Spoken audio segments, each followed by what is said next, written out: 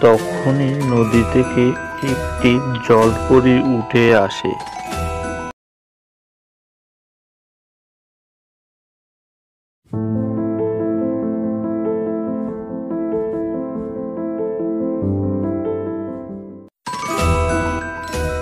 সোনারপুর নামের একটি গ্রাম ছিল।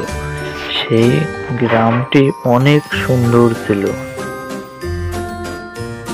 সেই গ্রামে রামু নামে একটি ছেলে বসবাস করত। রামু প্রতিদিন জঙ্গলে যেত কাঠ কাটার জন্য।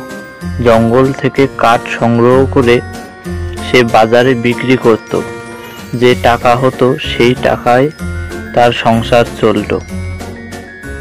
প্রতিদিনের মতো আজও সে জঙ্গলে কাঠ কাটতে আসিছে। সে জঙ্গলের আরো ভিতরে যাচ্ছে।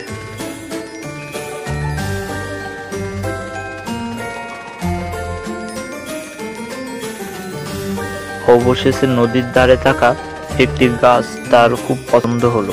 সে সেই গাছটায় কাটবে ভাবল। কাঠ কাটতে যে তার কুঠারটি নদীতে পড়ে গেল।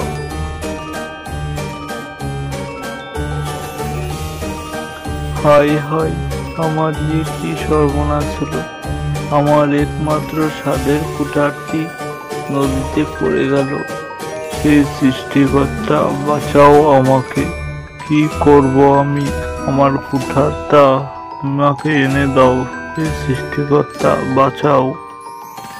তখনই নদী থেকে একটি জলপরী উঠে আসে।